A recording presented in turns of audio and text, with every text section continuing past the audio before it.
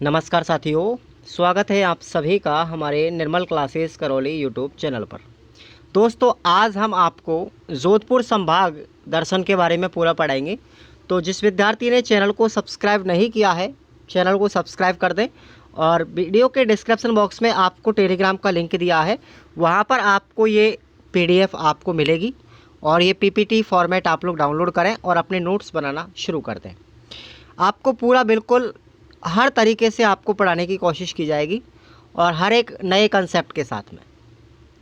तो जोधपुर संभाग की अगर हम बात करते हैं साथियों, यहाँ पर जोधपुर संभाग के अंदर आते हैं 6 ज़िले। ज़िलों की संख्या कितनी है? 6 आती है। पहला है हमारा जोधपुर, यानी जोधपुर शहर, जोधपुर ग्रामीण, बाड़मेर, बालोतरा, फलौदी और जैसलमेर।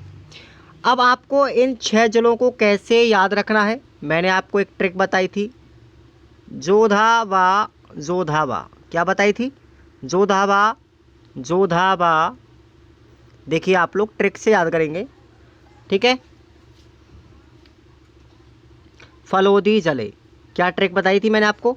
जोधावा जोधावा फलौदी जले, यानी कि जोधपुर बाड़मेर, फिर जोधपुर ग्रामीण, बालोतरा, फलौदी और जैसलमेर। ये आपके 6 ज़िले आपको कंसेप्ट के साथ याद रखने हैं। ये ट्रिक आपको मैंने बता दी है। जोधावा जोधावा फलौदी जले, ये आपके 6 डिस्ट्रिक्ट जो हैं जोधपुर डिस्कॉम के अंदर आते हैं, संभाग के अंदर आते हैं। अब हम आपको एक एक ज़िले के बारे में बताएंगे कि किस ज़िले के अंदर कौन कौन से उपखंड आते हैं, कौन कौन सी तहसीलें आती हैं और उनसे संबंधित महत्वपूर्ण तथ्य कौन कौन से हैं।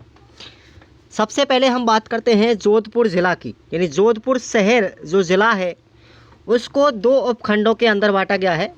जोधपुर उत्तर, जिसके अंदर तहसील आती है आपकी ये वाली, जोधपुर तहसील का नगर निगम, जोधपुर के अंतर्गत आने वाला समस्त भाग, यानी कि जो नगर निगम क्षेत्र है जोधपुर का, वो संपूर्ण भाग आपका जोधपुर ज़िले के अंदर आएगा। उसके बाद जोधपुर दक्षिण में आता है जोधपुर तहसील का नगर निगम, जोधपुर के अंतर्गत आने वाला समस्त भाग, यानी कि जोधपुर जो शहर है उसके अंदर आपके नगर निगम पूरे आते हैं, ठीक है ना। तो ये आप लोगों को याद रखना है। जोधपुर उत्तर और जोधपुर दक्षिण का जो संपूर्ण भाग है वो आपका जोधपुर शहर ज़िला के अंदर आएगा। अब हम आगे बात करते हैं जोधपुर ग्रामीण। अगर जोधपुर ग्रामीण ज़िले की बात करें यहाँ पर, तो इसको 10 उपखंडों के अंदर बांटा गया है और इसमें जो तहसीलें हैं वो आपकी ये वाली हैं। देखिए आप लोग, इसमें उपखंडों के नाम हैं जोधपुर उत्तर। अब जोधपुर उत्तर में कौन सी तहसीलें आएंगी? इसमें जोधपुर नगर निगम के अंतर्गत जो आने वाला भाग था वो अपना जोधपुर शहर के अंदर आ गया, और उसके अलावा जो भाग बचा है नगर निगम के अंतर्गत आने वाले भाग के अलावा जो क्षेत्र बचा है वो अपना जोधपुर ग्रामीण के अंदर आएगा। और जोधपुर दक्षिण की बात करें तो तहसील जोधपुर का नगर निगम जो भाग है उसको छोड़ करके शेष संपूर्ण भाग अपना जोधपुर ग्रामीण में आएगा। उसके अलावा यहाँ पर आपके लूणी उपखंड है, इसमें 2 तहसील हैं, लूणी और झबर, ठीक है। बिलाड़ा उपखंड के अंदर आपका बिलाड़ा तहसील आएगा। भोपालगढ़ उपखंड में आपकी भोपालगढ़ तहसील आएगी। और पीपाड़ सिटी के अंदर भी पीपाड़ सिटी तहसील आएगी। ओशिया भी हमारा जोधपुर में उपखंड है और ओशिया के अंदर 2 तहसीलें आती हैं, ओशिया और तिवरी। उसके बाद बावड़ी हमारा जो उपखंड है उसमें बावड़ी तहसील आएगी। शेरगढ़ जो उपखंड है उसमें हमारी शेरगढ़ तहसील आएगी। और बालेसर के अंदर जो उपखंड है उसमें हमारी 3 तहसील आती हैं बालेश्वर उपखंड में, बालेसर, सेखला और चौमू। याद रखना, पहले जो चौमू अलग है और ये चामू है साथियों। ये चौमू हमारा जयपुर के अंदर, जबकि ये वाला जो हमारा चामू है ये क्या है? चामू है, चामू। याद रखना आप लोग, ये चामू तहसील जोधपुर ग्रामीण के अंदर आती है। क्लियर? इतना आपको समझ में आ गया होगा। अब हम बात करते हैं जोधपुर ग्रामीण जो क्षेत्र है उससे संबंधित कुछ इम्पोर्टेंट फैक्ट। सुनिए आप लोग, जोधपुर ग्रामीण जो क्षेत्र है साथियों ये पहले मारवाड़ रियासत के अधीन था। किसके अधीन था? मारवाड़ रियासत के अधीन। और आप लोगों को पता है मारवाड़ रियासत क्षेत्रफल में सबसे बड़ी रियासत होती थी। ठीक है, मारवाड़ पर पहले शासन किसका था? राठौड़ों का शासन था, और ये क्षेत्रफल की दृष्टि से सबसे बड़ी रियासत भी थी। तो ये आपको 3 फैक्ट याद हो गए। जोधपुर ग्रामीण पहले मारवाड़ रियासत के अंदर आता था, मारवाड़ पर राठौड़ों का शासन था, और क्षेत्रफल की दृष्टि से सबसे बड़ी रियासत भी मारवाड़ थी। वर्तमान में जोधपुर ग्रामीण जिले के अंदर बात करें तो हमारे 10 उपखंड हैं, जो हमने अभी इससे पहले वाली स्लाइड में पढ़े हैं। इस जोधपुर ग्रामीण जिले के अंदर साथियों गुर्जर प्रतिहार कालीन एक मंदिर भी है, और ये जोधपुर ग्रामीण के अंदर एक ओशिया का क्षेत्र आता है, जहाँ पर जैन मंदिर बहुत बने हुए हैं। ओशिया के अंदर जैन मंदिर विशेष होने के कारण ओशिया प्रसिद्ध है पूरे भारत के अंदर। ठीक है, और ये बिल्कुल अब वर्तमान में जोधपुर ग्रामीण का पर्यटन स्थल बन चुका है। अब हम बात करते हैं यहाँ पर ओशिया से संबंधित फैक्ट, यानी ओशिया के अंदर क्या क्या चीज़ें हैं। सबसे पहले आपको याद रखना है ओशिया जो है उसके उपनाम आपको याद रखने हैं, और कई बार एग्जाम में पूछा भी गया है। उपकेश पाटन, क्या नाम है? उपकेश पाटन ओशिया को कहते हैं। राजस्थान का भुवनेश्वर भी किसको कहते हैं साथियों? ओशिया को कहते हैं। और यहाँ पर ओशिया के अंदर सूर्य मंदिर बना हुआ है एक, जो हमारे राजस्थान का कोणार्क कहलाता है। आपको याद होना चाहिए ये कोणार्क का जो मंदिर है वैसे उड़ीसा में आता है। ठीक है, उड़ीसा में भी एक कोणार्क का मंदिर है, इसीलिए। और ये जो हमारा ओशिया का जो सूर्य मंदिर है ये बिल्कुल उड़ीसा के कोणार्क के मंदिर जैसा दिखाई देता है, इसलिए ओशिया के सूर्य मंदिर को राजस्थान के कोणार्क की संज्ञा दी गई है। ओशिया के अंतर्गत साथियों सच्चिया माता का मंदिर बना हुआ है। कई बार पूछा गया है सच्चिया माता का मंदिर कहाँ पर है? ओशिया के अंदर है, और ये ओसवाल परिवार की कुलदेवी मानी जाती है। और आपको याद रखना है महावीर स्वामी का प्रसिद्ध जैन मंदिर, याद रखना महावीर स्वामी का प्रसिद्ध जैन मंदिर ओशिया के अंदर है, और इस मंदिर का निर्माण करवाया था साथियों गुर्जर प्रतिहार शासक वत्सराज के द्वारा। बहुत इंपॉर्टेंट क्वेश्चन है ये, यानी कि ओशिया के महावीर स्वामी जैन मंदिर का निर्माण किसने करवाया था? वत्सराज ने करवाया था। इतना आपको समझ में आ गया। आपको याद रखना है कि एक महावीर स्वामी का जो मंदिर है जैन मंदिर, हम महावीर स्वामी का यानी महावीर जी के अंदर है, और ये महावीर जी कहाँ पर आता है बताओ? आप लोग मुझे बताएंगे कमेंट करके। महावीर जी वर्तमान में किस जिले के अंदर आता है? वर्तमान में करौली के पहले करौली के अंदर आता था, अब वर्तमान में इसको गंगापुर सिटी में शामिल कर दिया गया है। महावीर जी को किस में कर दिया? गंगापुर सिटी में ट्रांसफ़र कर दिया। और ये महावीर जो श्री महावीर जी है, ठीक है ना, और इसका जो मूल नाम है गांव का, जो चांदन गांव, कहाँ पर है ये? चांदन गांव में है, और ये मेरे गांव से लगभग 15 किलोमीटर दूर है, मुश्किल से 15 किलोमीटर। ठीक है भाई, अब देखिए आगे हम बढ़ते हैं और जोधपुर ग्रामीण से और तथ्य जानते हैं। राजस्थान का एकमात्र मंदिर जिसकी ज्योत से केसर टपकती है, भैया वो कौन सा मंदिर है? आई माता का मंदिर है। ये इंपॉर्टेंट क्वेश्चन है। आई माता का जो मंदिर है वहाँ पर जो दीपक जलता है उसकी ज्योति से केसर टपकती है, और ये मंदिर कहाँ पर है? विलाड़ा के अंदर है, विलाड़ा। ठीक है, विलाड़ा जोधपुर ग्रामीण में शामिल हो गया वर्तमान में। विलाड़ा के अंदर ही अश्व प्रजनन केंद्र भी स्थित है। राजस्थान में सफ़ेद सीमेंट का सर्वाधिक उत्पादन करने वाला कारखाना, आपको पता होना चाहिए सफ़ेद सीमेंट का कारखाना कहाँ पर है? खारिया खंगार। कहाँ पर है? खारिया खंगार भोपालगढ़ के है अंदर है, और ये वर्तमान में खारिया खंगार जो कारखाना भोपालगढ़ में स्थित है ये हमारे जोधपुर ग्रामीण में आ चुका है। मथानिया के अंदर साथियों लाल मिर्च की ज़्यादा पैदा होती है। लाल मिर्च के लिए प्रसिद्ध कौन है? मथानिया। ये पहले जोधपुर के अंदर आता था जब एक ही ज़िला था, अब इसको वर्तमान में जोधपुर ग्रामीण में शामिल किया गया है। और मथानिया के अंदर हम बात करें तो सौर ऊर्जा के लिए भी प्रसिद्ध है। यहाँ पर सौर ऊर्जा से क्या बनाई जाती है? विद्युत उत्पादन किया जाता है मथानिया के अंदर। तो 2 चीज़ें आपको याद रखना है मथानिया से।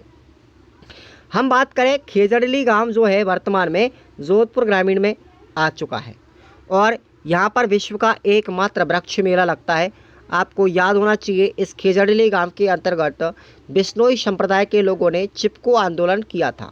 उस समय शासक था हमारा अभय सिंह, ठीक है, और अभय सिंह के सेनापति जिसका नाम था गिरधारी दास। क्या नाम था? गिरधारी दास। उन्होंने अमृता देवी बिश्नोई और उसके संपूर्ण परिवार को, अमृता देवी बिश्नोई का नाम आपने सुना है, उसके संपूर्ण परिवार को सहित लगभग बिश्नोई संप्रदाय के 363 लोगों की वहाँ पर उन्होंने हत्या भी की थी। तो उस समय शासक कौन था? अभय सिंह था। जब ये खेजड़ली चिपको आंदोलन हुआ था उस समय शासक था अभय सिंह। याद रखना आप लोग, मारवाड़ का शासक कौन था? अभय सिंह था। हम बात करें देश का पहला सौर ऊर्जा से चलने वाला फ्रिज, सौर ऊर्जा से चलने वाला देश का पहला फ्रिज कहाँ पर स्थापित है? ये भी हमारा बालेसर शहर के अंदर है और ये बालेसर जो तहसील है ये जोधपुर ग्रामीण के अंदर ही आती है। क्लियर भाई? इतना आपको याद रखना है, इंपॉर्टेंट फैक्ट मैं आपको बता रहा हूँ जोधपुर ग्रामीण से संबंधित, ये आप लोग याद रख लेना। इतना आपको समझ में आ गया होगा। चलिए आप वीडियो को लाइक कर दें और चैनल को सब्सक्राइब कर दें सभी साथी। और मैं आपकी कमेंट पढ़ रहा हूँ, चिंता मत कीजिए। आप लोग टेलीग्राम चैनल को ज्वाइन कर लें, वहाँ पर आपके लिए इसका PDF मिल जाएगा, बिल्कुल निःशुल्क क्लासें हैं। अब हम बात करते हैं बाड़मेर जिला की। बाड़मेर जिला के अंदर बात की जाए तो 8 उपखंड आते हैं। उपखंडों की संख्या कितनी है बाड़मेर में? 8। पहले उपखंड का नाम है बाड़मेर, गडरा रोड, रामसर, चौहटन, धोरीमन्ना, गुड़ामलानी, सेडबा और शिव, ठीक है ना। ये आपके 8 जो उपखंड हैं बाड़मेर जिले के अंदर।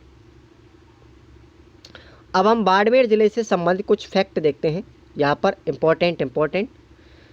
अब देखेंगे साथियों, बिरात्रा माता का मंदिर अगर आपसे पूछा जाए कि भाई बिरात्रा माता का मंदिर कहाँ पर है, तो ये चौहटन के अंदर है। कहाँ पर है? चौहटन बाड़मेर में। क्लियर?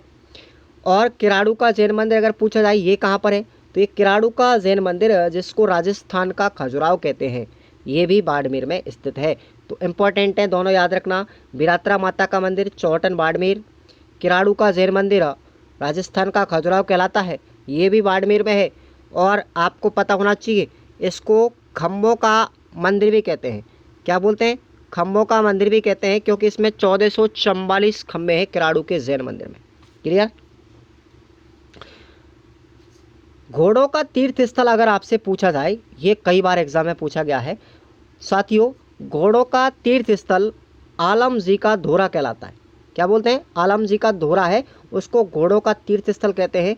और ये वर्तमान में गुड़ामलानी क्षेत्र के अंदर आता है और गुड़ामलानी जो तहसील हमारी बाड़मेर जिले में आती है। राजस्थान की पहली लिग्नाइट कोयले पर आधारित विद्युत परियोजना, कोयले पर आधारित, कौन से कोयले पर? लिग्नाइट कोयले पर आधारित पहली विद्युत परियोजना जो बनाई गई थी वो थी हमारी गिरल बाड़मेर के अंदर। कहाँ पर बनाई गई थी? गिरल के अंदर, गिरल क्षेत्र है वहाँ पर। उसके बाद हम बात करें मुनाबाव, तो मुनाबाव एक रेलवे स्टेशन है साथियों, जो बिल्कुल हमारे पाकिस्तान के बॉर्डर पर है। ठीक है, ये पाकिस्तान के बॉर्डर पर है, सर्वाधिक निकट रेलवे स्टेशन है जो अंतर्राष्ट्रीय सीमा से लगा हुआ है, बिल्कुल सटीक है ये। ठीक है ना, तो मुनाबाव रेलवे स्टेशन, और ऐसा मानते हैं इस मुनाबाव रेलवे स्टेशन पर सर्वाधिक मात्रा में शराब की बिक्री होती है। ठीक है ना, शराब की बिक्री सर्वाधिक मात्रा में कहाँ पर होती है बताओ? मुनाबाव रेलवे स्टेशन पर। इतना फैक्ट आपको याद रखना है। और रामदेव जी का अगर जन्म स्थान पूछा जाए, बताओ भाई, रामदेव जी का जन्म स्थान पूछा जाए तो ये ओंडू कश्मीर शिव तहसील के अंदर बाड़मेर जिले में ही हुआ था। रामदेव जी का जन्म स्थान भी कहाँ पर पड़ता है? ओंडू कश्मीर के अंदर है, शिव तहसील बाड़मेर जिला। इतना आपको याद हो गया। चलिए आगे बढ़ते हैं। अगला जिला है हमारा बालोतरा। बालोतरा जो जिला है बाड़मेर से अलग किया गया है। क्लियर? बाड़मेर के बालोतरा के अंदर हम बात करें तो साथियों यहाँ पर 4 उपखंड हैं। कितने उपखंड हैं? 4 उपखंडों में इसको बांटा गया है। बालोतरा, शिवाणा, बायतू और शरणधारी। पहले शिवाणा बाड़मेर के अंदर आता था, अब वर्तमान में बालोतरा में। बालोतरा भी पहले बाड़मेर में आता था, लेकिन बाड़मेर से ही तो साथियों इनको अलग किया गया है। ठीक है, बालोतरा के अंदर हम बात करें तो 2 तहसील आती हैं, पचपदरा और कल्याणपुर। अब आपको याद रखना है, पचपदरा जो झील है, आप लोगों ने सुना खारे पानी की झील, पहले बाड़मेर में आती थी, अब वर्तमान में किस जिले में आएगी? बालोतरा के अंदर आएगी। बताओ, यहाँ पे चेंज हो गया ना। उसके बाद कल्याणपुर जो तहसील है ये भी हमारी बालोतरा में आएगी। शिवाणा जो तहसील है, ये शिवाणा का जो दुर्ग सा था, अभी मैं आपको फैक्ट बताऊंगा इससे संबंधित। शिवाणा तहसील समदड़ी ये हमारे शिवाणा उपखंड में आते हैं। बायतू और गिडा ये अपनी बायतू उपखंड के अंदर आते हैं, और शरणधारी तहसील अपनी शरणधारी उपखंड के अंदर। तो आपको अपनी तहसीलों की अगर संख्या ज्ञात करनी है तो बताओ साथियों कितनी हो गई? 7 तहसील आती हैं बालोतरा ज़िले के अंदर। कितनी आएंगी? 7 तहसीलें। क्लियर? और 4 आपके क्या आएंगे? उपखंड आएंगे। इतना आपको याद होना चाहिए क्लास में ही। बिल्कुल। बताओ कितनी अच्छी लग रही क्लास, कोई दिक्कत तो नहीं है? अब हम बालोतरा से संबंधित फैक्ट, यानी बालोतरा को बाड़मेर से अलग किया गया है, तो जो चीज़ पहले बाड़मेर के अंदर आती थी अब वो बालोतरा में आएगी। कौन कौन सी चीज़ें आएंगी देखिए आप लोग। राजस्थान, यानी राजस्थान में ही नहीं, भारत की सबसे खारे पानी की झील आपसे पूछा जाए, सबसे बड़ी नहीं पूछा इसमें, यानी कि ऐसी झील है हमारी पचपदरा जिसका पानी सबसे ज़्यादा खारा है। ठीक है, ये राजस्थान की नहीं पूरे भारत की है जिसका पानी सबसे ज़्यादा खारा है, पचपदरा। ये अब वर्तमान में किस में आएगी? बालोतरा ज़िले में। इस फैक्ट को याद रखना। पचपदरा झील कहाँ पर आएगी? बालोतरा के अंदर। आप देखना, जैनों का प्रसिद्ध तीर्थ स्थल आकोडाजी, आप लोगों को सुना होगा आकोडाजी। ठीक है ना, ये पहले बाड़मेर में आता था, अब वर्तमान में किस में है? बालोतरा के अंदर है। ठीक है ना, आकोडाजी का जो तीर्थ स्थल है ये कहाँ पर है? बालोतरा ज़िले के अंदर है। शिवाणा दुर्ग भी किस में आ गया? बालोतरा ज़िले में आ गया। और शिवाणा दुर्ग का उपनाम आपको याद रखना, खैराबाद। ठीक है ना, खैराबाद। अब आप लोग मुझे कमेंट करके बताएंगे इस शिवाणा दुर्ग का नाम खैराबाद किस शासक के द्वारा रखा गया था? क्लियर? कमेंट करो जल्दी से फटाफट, मैं देख रहा हूँ। राजस्थान का लघु माउंट किसको कहते हैं साथियों? पीपलूद को कहते हैं। ये पीपलूद पहले बाड़मेर में आता था, अब वर्तमान में किस में है? बालोतरा के अंदर है। ठीक है ना, तो राजस्थान का लघु माउंट, यानी कि राजस्थान में सबसे ज़्यादा वर्षा कहाँ पर होती है? बताओ साथियों। माउंट आबू शिरोई के अंदर होती है ना, माउंट आबू शिरोई में। ठीक है ना, माउंट आबू शिरोई के अंदर होती थी। लेकिन अगर हम बात करें यहाँ पर शिरोई के बाद, यानी माउंट आबू के बाद में दूसरे स्थल पर वर्षा कहाँ पर होती है? पीपलूद के अंदर। इसलिए इसको लघु माउंट की संज्ञा दी गई है। किसको? पीपलूद नामक गांव को। और ये जो यहाँ पर एक महादेव जी का मंदिर भी बना हुआ है। ठीक है, शंकर भगवान का मंदिर है जो हल्देश्वर पहाड़ी पर बना हुआ है। ठीक है, और ये हल्देश्वर पहाड़ी भी कहाँ पर आएगी? पीपलूद के अंदर। तो ये फैक्ट आपको याद रखना। अब बात करते हैं बाटाड़ू का कुआं। बताओ, इंपॉर्टेंट है ये सब। बाटाड़ू का कुआं रेगिस्तान का जल महल कहलाता है। रेगिस्तान का जल महल किसको कहते हैं? बाटाड़ू के कुएं को। और ये बाटाड़ू का कुआं वर्तमान में किस जिले में आएगा? बालोतरा के अंदर, क्योंकि जो बायतू में स्थित है, ये जगह पूछी जाए बाटाड़ू का कुआं कहाँ पर है तो बायतू के अंदर, और बायतू कहाँ पर आएगा? बालोतरा में आएगा भाई। क्लियर? बजरंग पशु मेला कहाँ पर आएगा? सिणधरी के अंदर आएगा। सिणधरी बालोतरा। रानी भटियाणी जी का मंदिर बताओ भाई कहाँ पर है? जसोल के अंदर। जसोल बालोतरा में है। रणछोड़ दास जी का मंदिर, यानी रणछोड़ राय का मंदिर कहाँ पर है? खेड़ के अंदर। और खेड़ किस जिले में आता है वर्तमान में? बालोतरा के अंदर। नागणेची माता का मंदिर, ये राठौड़ों की कुलदेवी है, और नागणेची माता का मंदिर कहाँ पर आ गया? बालोतरा ज़िले में आ गया भैया। ठीक है ना, याद रखना। अब नागणेची माता का मंदिर कहाँ पर है? बालोतरा ज़िले में है, और ये राठौड़ों की कुलदेवी। संत पीपा का मंदिर बताओ। संत पीपा का मंदिर समदड़ी, बहुत लोगों ने याद किया होगा संत पीपा का मंदिर समदड़ी बाड़मेर, लेकिन बाड़मेर नहीं साथियों, अब की बार कहाँ पर आएगा? बालोतरा में आ गया है। क्लियर? याद रखना साथियों। और मल्लीनाथ जी का पशु मेला, भाई याद रखना, मल्लीनाथ जी का पशु मेला तिलवाड़ा के अंदर। स्थान का नाम क्या है? तिलवाड़ा, लेकिन अब तिलवाड़ा किस जिले में आ गया? बालोतरा में आ गया। बाड़मेर नहीं करना सभी साथी, याद रखना। बाड़मेर जो विद्यार्थी रट रहे हैं, बाड़मेर को भूल जाओ। जो चीज़ बाड़मेर में है वो बाड़मेर में मैंने याद करवा दी, और अब बालोतरा आपको मैं बता रहा हूँ, तो बालोतरा वाली चीज़ों को याद रखें। ठीक है। तो मलिनासी का जो पशु मेला है वो तिलवाड़ा में तो लगता है, लेकिन जिला बदल गया है, बालोतरा हो गया है। क्लियर। अब देखेंगे आगे, ब्रह्मा जी का प्रसिद्ध मंदिर है।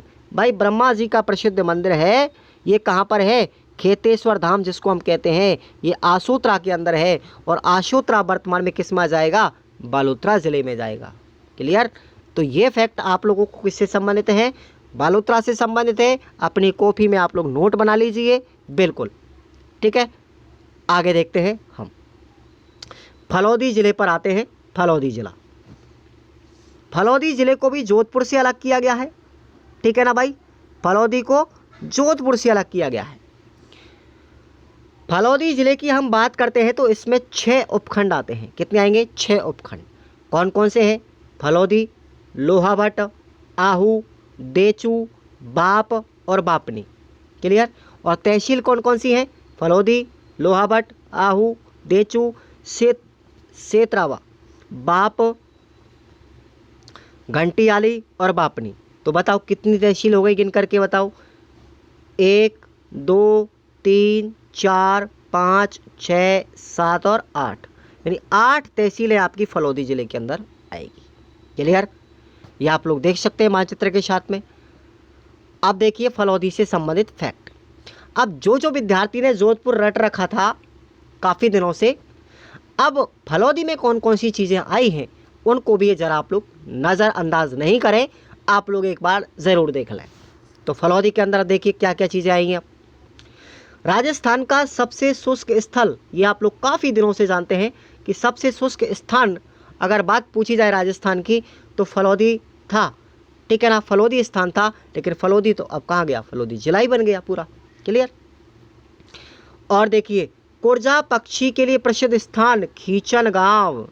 ठीक है, अब बताओ खींचन गांव जो है कुरजा पक्षी के लिए प्रसिद्ध था, अब ये वर्तमान में किस में आ गया? फलौदी जिले में आ गया। क्लियर, फलौदी जिले में आ गया भाई, खींचन गांव फलौदी जिले में आ गया। अब देखिए आगे, बीटड़ी पवन ऊर्जा, जो बीटड़ी पवन ऊर्जा थी पहले कहाँ पर थी? जोधपुर में, अब वर्तमान में किस में है? फलौदी जिले में है। याद रखना, बीटड़ी नामक स्थान कहाँ पर आ गया वर्तमान में? फलौदी जिले में आ गया। तो यहाँ पर पवन ऊर्जा से बिजली उत्पादित की जाती है। आगे देखिए, जम्बो जी का प्रसिद्ध तीर्थ स्थल लोहाभट्ट के अंदर है, और लोहाभट्ट अब कहाँ गया? फलौदी के अंदर आ गया।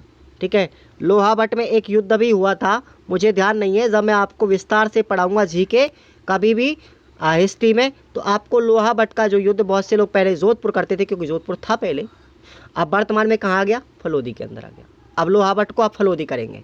ठीक है, और यहाँ पर जम्बो जी का ये प्रसिद्ध संबंध है इससे, ये तीर्थ स्थल है, जम्बो जी का मंदिर है यहाँ पर। आगे देखिए, बाप बोल्डर किले, बाप बोल्डर किले पहले जोधपुर में था, क्योंकि बाप जो तहसील पहले जोधपुर में थी, अब वर्तमान में किस में है? फलौदी जिले के अंदर है।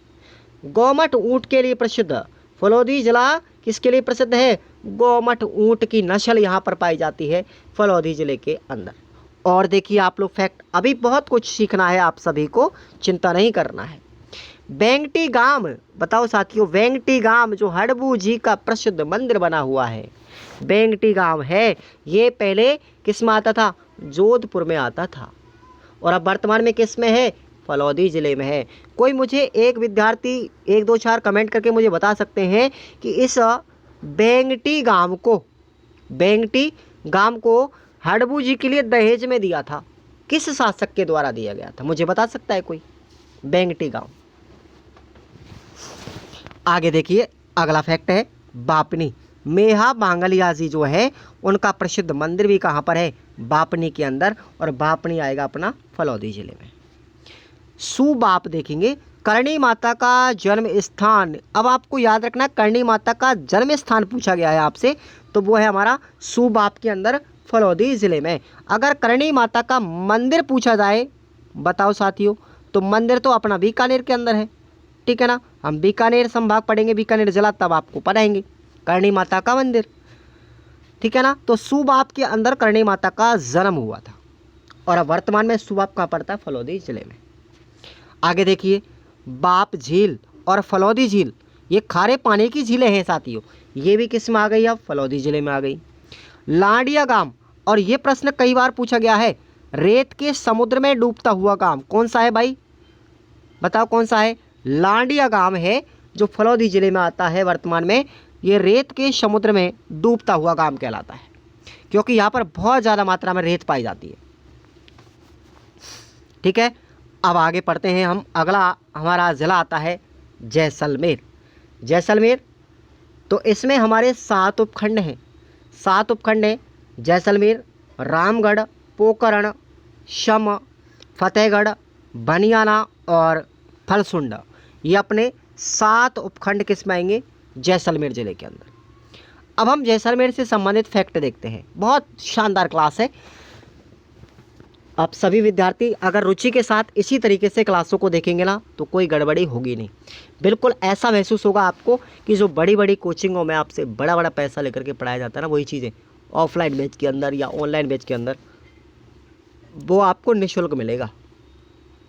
अब हम जैसलमेर से संबंधित तथ्यों की बात करते हैं। तो देखिए, राजस्थान का क्षेत्रफल में सबसे बड़ा जिला पहले भी यही था और वर्तमान में भी यही है।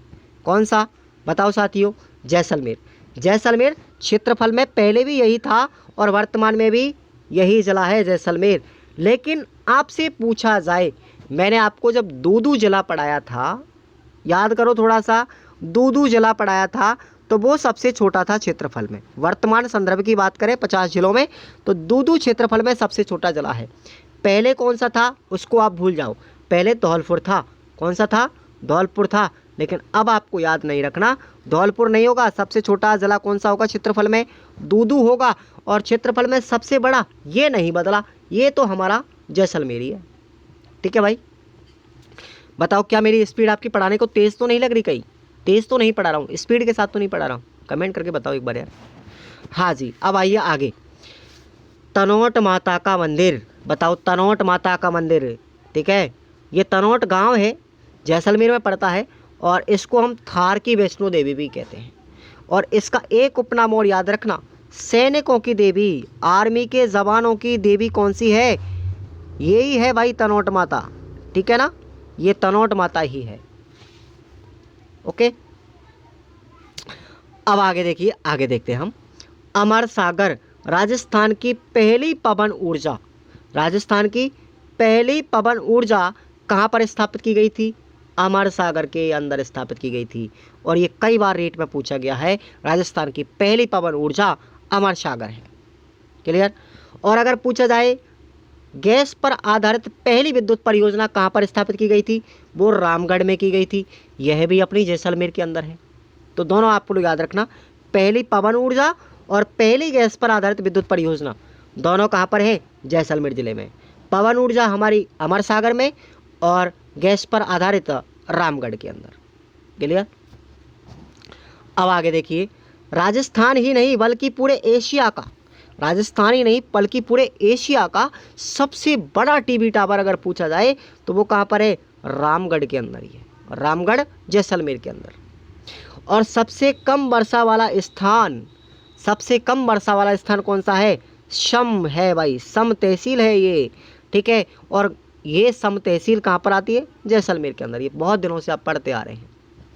अब देखिए आगे, रामदेवरा, रामदेवरा कहाँ पड़ता है साथियों, जहाँ पर रामदेव जी का मेला लगता है। ठीक है, तो ये हमारे महाकुंभों में शामिल है। तो ये हमारा रामदेवरा है, ये पोकरण जैसलमेर के अंदर लगता है। कहाँ पर लगता है, पोकरण जैसलमेर के अंदर। गढ़सीसर झील, गढ़सीसर झील कहाँ पर है, जैसलमेर के अंदर है। और इसी के पास में सोनारगढ़ किला बना हुआ है। सोनारगढ़ किला कहाँ पर है, जैसलमेर में। लोद्रबा, देखो भाई लोद्रबा, लोद्रबा भाटी शासकों की प्राचीनतम राजधानी थी। प्राचीन राजधानी लोद्रबा थी, जैसलमेर में ही है। और आगे बात करते हैं ओकल वुड फॉसिल पार्क, यानी जीवाश्म उद्यान। बताओ, जीवाश्म उद्यान ये भी कहाँ पर है, जहाँ पर लकड़ी के अवशेष मिले थे। ठीक है, ये कहाँ पर है, हमारा जैसलमेर में ही है। और लाठी सीरीज क्षेत्र, बताओ, जब आप लोगों को मैं ज्योग्राफी पढ़ाऊंगा ना तो याद रखना, लाठी सीरीज क्षेत्र भी कहाँ पर आता है, जैसलमेर के अंदर आता है। इतना आपको मोटा मोटा याद रखा। ठीक है, जब हम आपको विस्तार से पढ़ाएंगे तो आप लोग ज़रूर याद रखना। और आगे की हम क्लास में बात करेंगे बीकानेर संभाग को लेकर के। देखो इतना ही नहीं, अभी मैं संभागों के बारे में बता रहा हूँ मोटा मोटा, बाद में हम प्रत्येक ज़िले के बारे में फुल विस्तार से पढ़ेंगे कंटिन्यूस। ठीक है, तो ये आपको बीकानेर पढ़ाऊँगा। तो आप सभी ने इस क्लास को देखा, पूरा टाइम दिया, इसके लिए आपको बहुत बहुत धन्यवाद। और आप लोग टेलीग्राम को ज़रूर ज्वाइन कर लें। ठीक है भाई, टेलीग्राम को ज़रूर ज्वाइन कर लें। और आपको प्ले स्टोर से खुराना स्टडी ऑफिशियल भी आपको यूट्यूब एप्लीकेशन डाउनलोड करना है। मैं इस पर कभी भी आपको एक कोर्स लॉन्च करूंगा रीट का, चिंता मत कीजिए। जब रीट की कभी परीक्षा लगेगी उससे 4-5 महीने पहले आपको संपूर्ण कोर्स आपको लॉन्च करूंगा, ठीक है ना, इसी ऐप पर। तो आप लोग टेलीग्राम पर फ़िलहाल के लिए ज्वाइन करते रहें और इन नोट्सों को तैयार करते रहें। धन्यवाद।